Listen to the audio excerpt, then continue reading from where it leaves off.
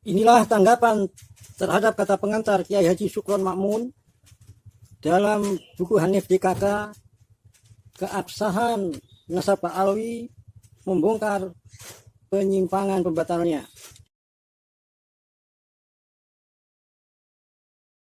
Bantahan oleh Kiai Haji Imaduddin Osman Al-Bantani dalam buku Ulama Nusantara Menggugat Nasab Palsu. Menanggapi kata pengantar Kiai Haji Syukron Makmun, di antara yang dikatakan oleh Kiai Haji Syukron Makmun dalam kurung SM adalah masalah keabsahan Bani Alawiyah sebagai ahli bait Rasulullah SAW sudah selesai. Karena ulama Ahlus Sunnah wal Jamaah secara ijma' dengan thariqah surah wal istifadah telah mengakui keabsahan Bani Alawiyah sebagai ahli bait Rasulullah SAW, dan tidak ada yang menyangkal. Seperti panasnya matahari tidak perlu isbat, karena panasnya matahari sudah surah wal istifadah. Ucapan SM yang menyatakan bahwa nasab Pak Alwi sudah diijma ulama Ahlus Sunnah wal Jamaah itu hoax. Klaim ijma itu pertama kali dilontarkan oleh Ali As-Sakron Ba'alwi dalam kurung W895H dalam kitab Al-Burqat Al-Musiqah tanpa dalil. Lalu dihikayatkan oleh beberapa circle Ba'alwi seperti Syekh Yusuf Al-Nabani dalam kurung W1250H.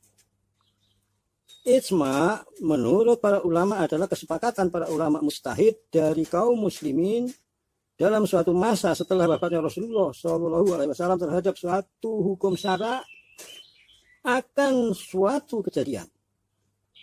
Sebagaimana definisi tersebut diungkapkan oleh Abdul Wahab Khalaf dalam kitabnya Usul Al-Fiqh. Terjemah, ijma di dalam istilah para ahli usul adalah kesepakatan seluruh ulama mujtahid dari kaum muslimin dalam suatu masa setelah wafatnya Rasulullah SAW atas suatu hukum syara dalam suatu masalah. Dari definisi ijma itu, kita mengetahui bahwa suatu hukum bisa disebut ijma jika hukum itu disepakati oleh seluruh para ulama ahli ijtihad.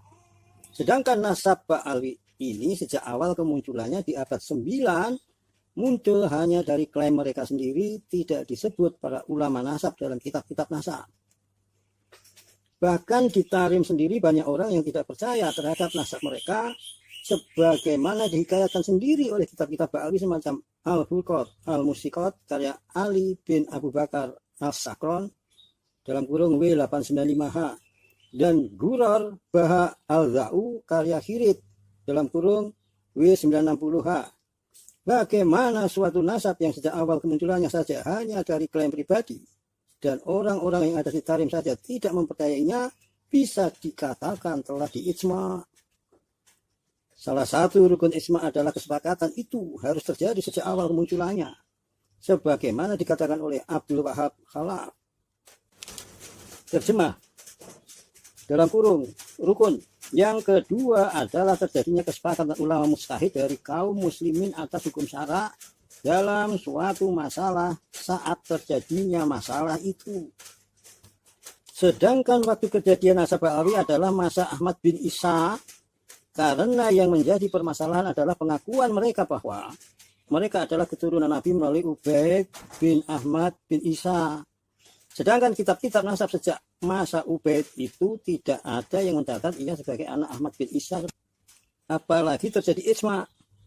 Dari mana Ali As-Sakron mengetahui adanya ijma jika nasab mereka sama sekali tidak disebutkan oleh para ahli nasab? Padahal kitab-kitab nasab yang mencatat anak Ahmad bin Isa banyak ditulis.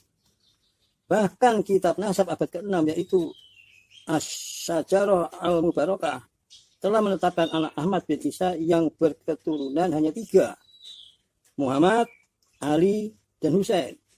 Tidak ada anak bernama Ubaid. Ibnu Hasan dalam kitab Maratibul Ijma' mengatakan, terjemah, para ulama berkata, ijma' setiap masa bisa dikatakan ijma' yang sahih jika tidak didahului oleh perbedaan pendapat dalam masalah itu. Ini adalah pendapat yang sahih. Dari situ kita mengetahui bahwa klaim ijma' baik dari Ali As-Sakron maupun dari yang mengutipnya di waktu belakangan seperti An-Nabani dan Al-Muhibi tidak dapat diterima. Bahkan menurut Abdullah bin Ahmad bin Hambal bisa disebut pendusta. Terjemah, dan telah dikutip dari Ibnu Hasan dalam kitabnya Al-Ahkam dari Abdullah bin Ahmad bin Hambal, ucapan, aku mendengar ayahku berkata, apa yang diklaim seseorang tentang terjadinya ijma' adalah dusta. Siapa orang yang mengklaim ijma' adalah dusta? Bisa jadi manusia telah berbeda pendapat, ia tidak tahu dan tidak sampai kepadanya. Maka hendaklah ia berkata, kami tidak mengetahui perbedaan pendapat manusia. SM juga mengatakan, masalah sejarah atau nasab yang sudah berjalan ratusan bahkan ribuan tahun termasuk berita yang kita tidak menyaksikan dengan mata kita. Kita hanya mendapat berita dari dongeng katanya. Sejarah manuskrip yang tidak mungkin kita sampai pada hakul yakin atau ainul yakin, kecuali kalau riwayat itu mutawatir, surah wal istifadah. Penulis sejarah hanya menulis apa yang ia tahu. Apa yang ia tidak tahu bukan berarti tidak ada. Bisa saja informasinya belum sampai kepadanya. Maka sejarah yang lebih sempurna adalah sejarah yang datang kemudian, sebab informasinya lebih lengkap. Kejadian masa lalu memang tidak semuanya dicatat. Betul sekali yang dikatakan SM. Bahwa pula penulis sejarah hanya menulis apa yang ia tahu, itu juga betul.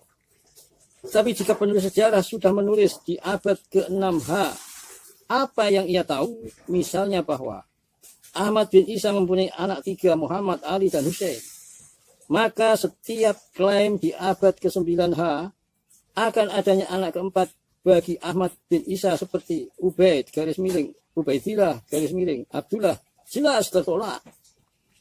Jika SM mengatakan bahwa sejarah itu tidak qot'i, ya itu betul. Tetapi jika sebuah penulisan yang dekat dengan kejadian saja tidak qot'i, maka kitab Ali As-Sakron di abad ke-9H tentu lebih tidak qot'i lagi. Lalu apa alasan SM mempercayai yang lebih jauh masanya dengan kejadian, lalu mengabaikan informasi dari orang yang lebih dekat masanya dengan kejadian? Jika SM menulis buku bahwa kakeknya yang bernama Kiai Nawawi punya anak 5, lalu cucu SM menulis buku pula mencatat bahwa Kiai Nawawi punya anak 6. Menurut SM, siapa kira-kira yang layak untuk dipercaya? SM apa cucunya? Dua-duanya tentu tidak qot'i, tetapi tentu yang lebih mendekati kebenaran adalah tulisan SM karena jarak waktunya lebih dekat dengan kakeknya. Begitulah ilmu sejarah dipahami.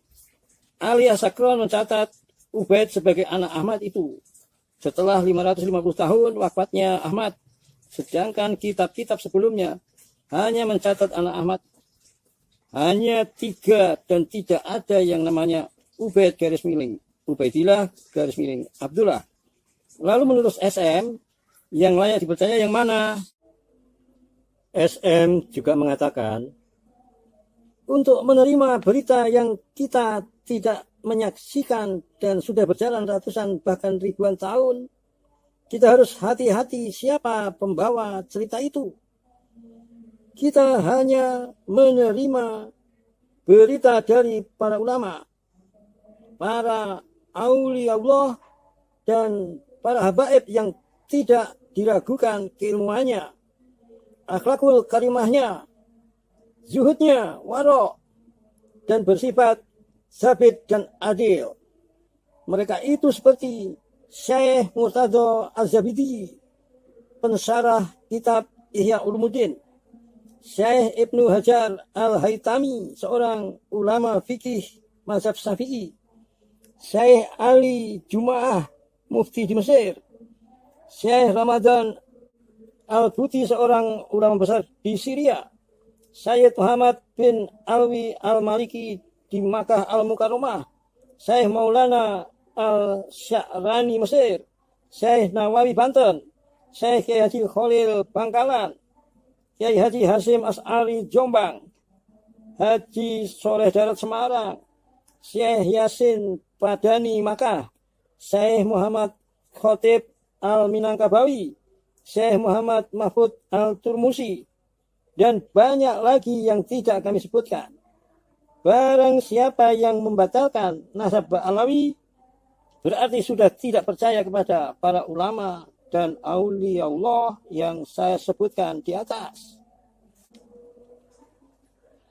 Yang mengatakan anak Ahmad bin Isa hanya 3 dan tidak ada yang bernama Ubaid itu adalah ulama besar Ahlus Sunnah wal Jamaah, seorang ahli tafsir, ahli usul fikih, ahli filsafat, ahli sejarah, ahli nasab, yaitu Al-Imam Fakhruddin Ar-Razi dalam kurung W606H. Karangannya mencapai 200 kitab di berbagai cabang ilmu. Satu kitab saja seperti kitab tafsir Mafatih Al-Ghaib mencapai 17 jilid. Jika SM percaya bahwa ada tambahan anak Ahmad bin Isa selain Muhammad, Ali, dan Hussein, maka berarti SM tidak percaya lagi kepada ulama besar sekelas Imam Fakhruddin Ar-Razi.